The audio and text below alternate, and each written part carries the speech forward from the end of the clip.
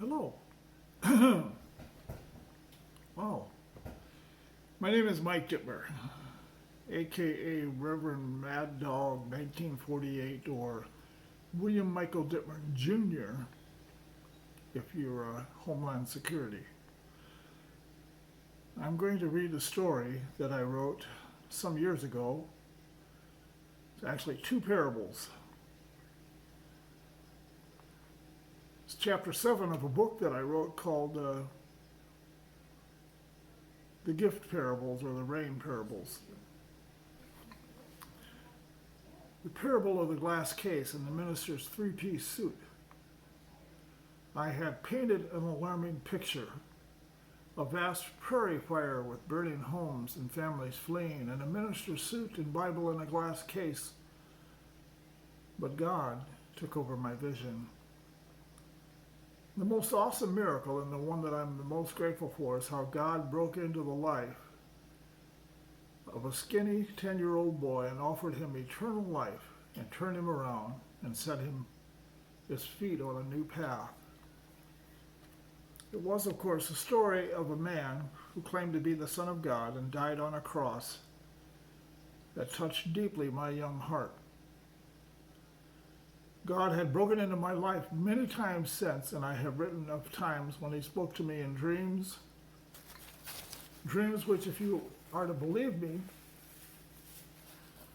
revealed his unbelievable sovereignty. You may have difficulty believing my next statement, but there was a time when I really cared where people believed me. And I kept many of the stories of miracles to myself. My late wife Lynn was a great help in my discretion. She had her hands full trying to keep me lined up to social norms. It helped immensely when we started our own church with no pastoral vote. But please do not think that my congregation was a wild-eyed bunch of chandelier-swinging fanatics. We seem to attract the very opposite: successful, hardworking, very reality-based, normal people that any church would be glad to have in their church. I should give most of the credit to Lynn for having these delightful people in our congregation. Even now, her influence lives on through my beautiful adult daughters.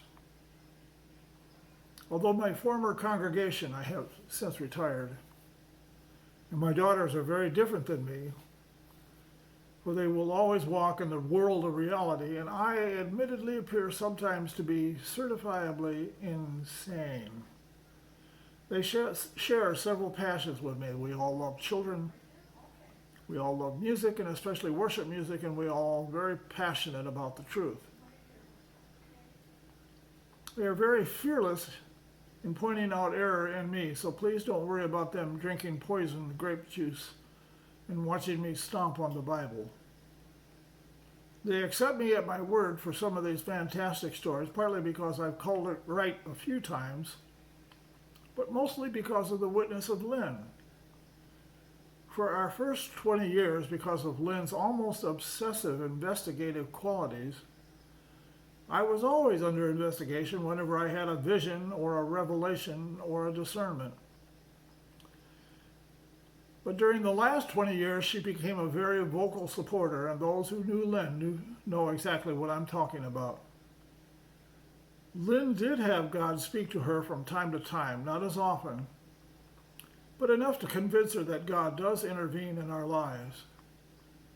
She told me well before our congregation moved into our current building, while we were still pastoring a large denominational church, God told her we would be pastoring in that current 100-plus-year-old building someday. It was a very unnerving prophecy at the time. Soon after that, we were voted out of the large church. We were meeting in a rented hall and wondering what our future arrangements would be when an old-timer, Clell Fouts, came up to me after the service and told me about a building that had just become vacant that very Sunday. We drove over to the pastor who had just resigned and dissolved his small congregation, made arrangements, and the very next Sunday we were in the church now called Family Bible Fellowship on U.S. Highway 6, just a few miles west of La Paz, Indiana. God's whisper to Lynn had come true. Lynn and I decided to homeschool our daughters. We lost all our school teachers who were good tithers and workers in the church. Next, Lynn came down with a series of illnesses that lasted for years and ultimately led to her untimely death.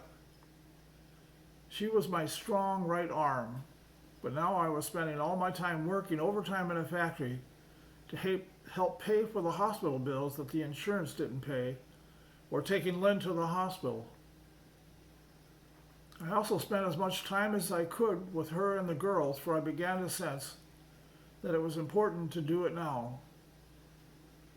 My ambitions for the church were always large, but it seemed God was throwing roadblock after roadblock. I was well trained in how to grow a church, and I loved being a full-time pastor.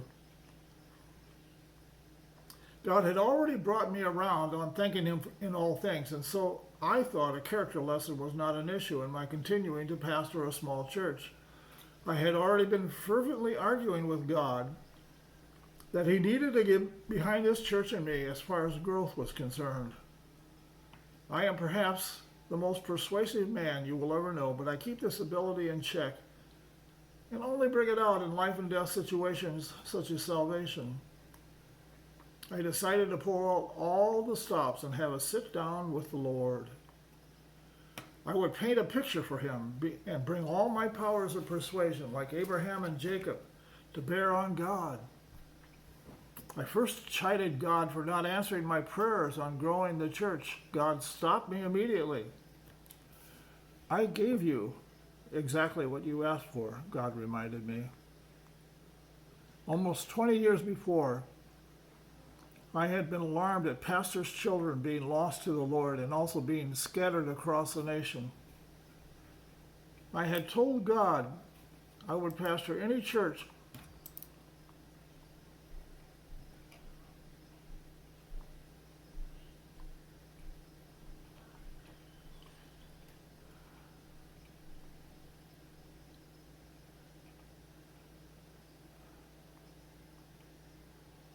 Pardon me just a moment.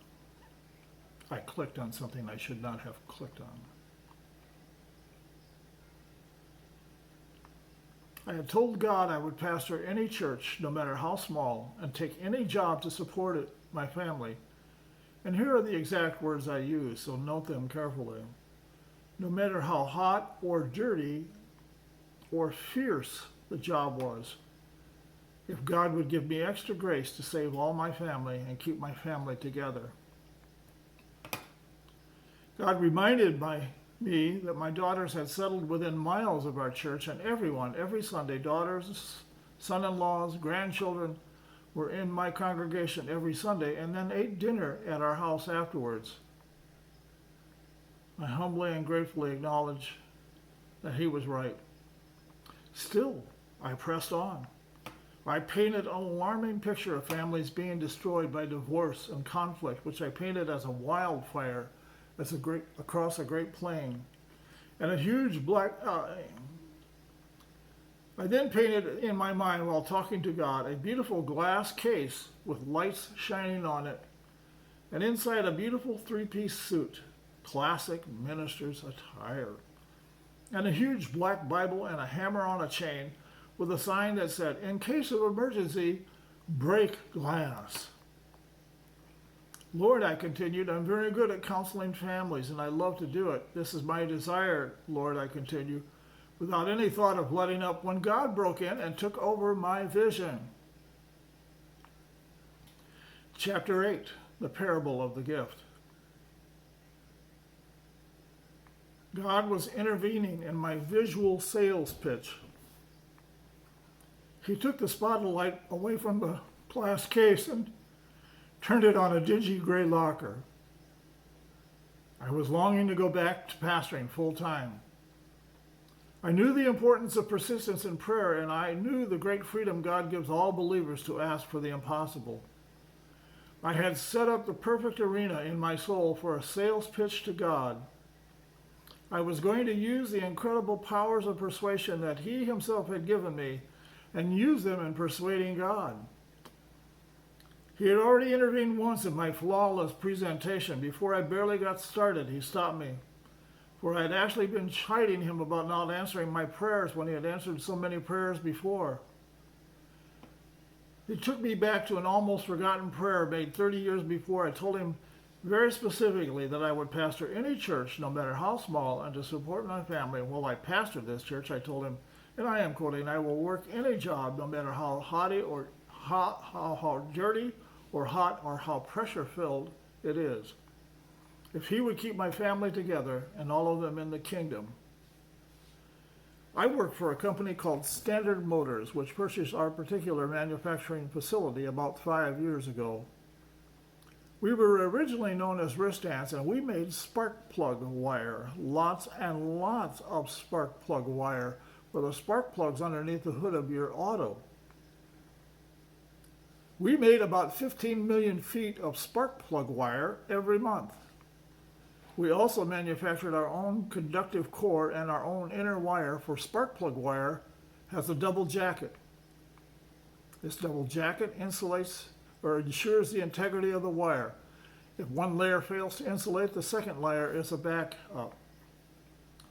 So in reality, every month we made 45 million feet of wire, 15 million of which goes out the door to customers. If a facility ships 95% on time, it is considered an outstanding facility. We consistently ship 98 to 99% of the stuff on time. We have the same attendance problems and the same machine downtime as any other facility, but we have a much higher ship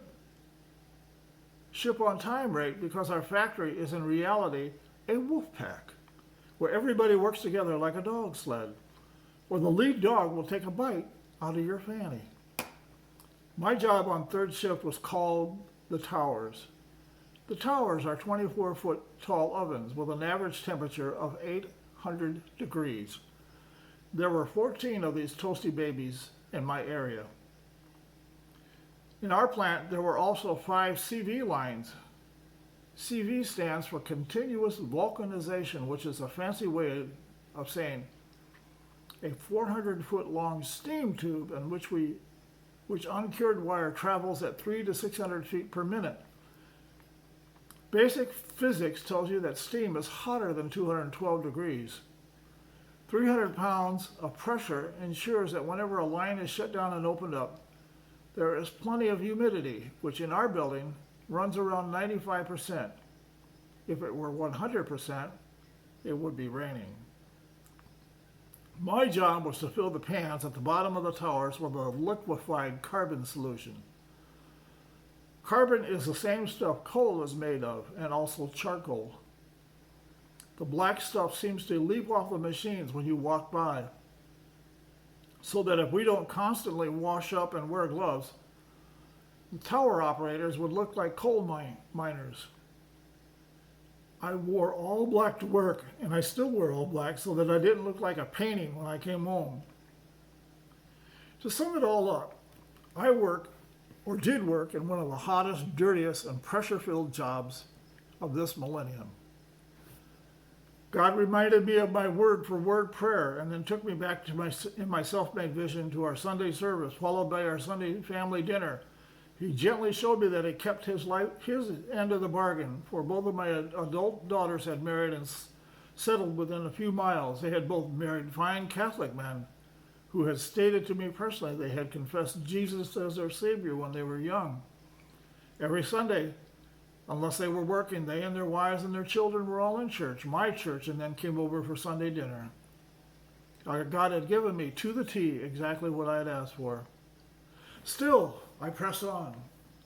I showed God the glass case, the fiery field, the broken families, the three-piece minister's suit inside the broken glass, complete with shining lights and a hammer marked "in case of emergency, break glass." I was on a roll. I thought I had God cornered.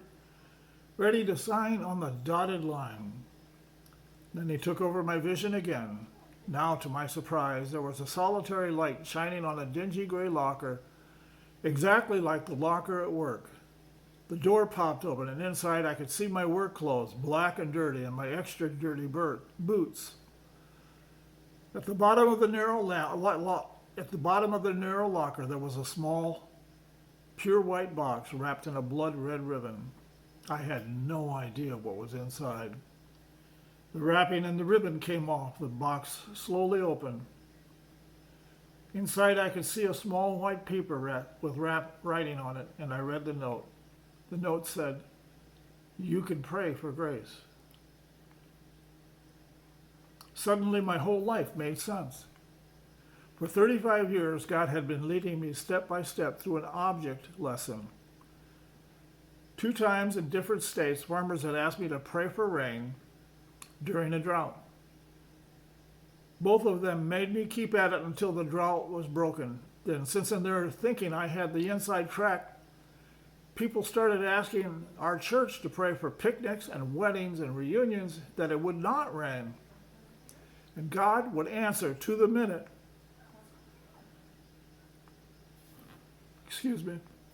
One boy prayed for a boatload of snow. We got 24 inches in 24 hours. One time it rained on the outside of a small town and stayed dry on the inside for an hour, till the end of my daughter's garage sale. All this ministerial life, I had been frustrated with follow-up, lack of time, unskilled helpers, overwhelming multiple family problems in the lives of those around me, even when I had been a full-time pastor. More training and more workers never seemed to be enough. But now I understood what the answer was. I understood what the rain stood for. The rain that God wanted me to pray for was grace. All this time I thought God was ignoring me. But I discovered He was leading me step by step on an incredible journey, an unbelievable journey, simply to teach me not to rely on my skill, but instead to rely on Him and to pray for grace.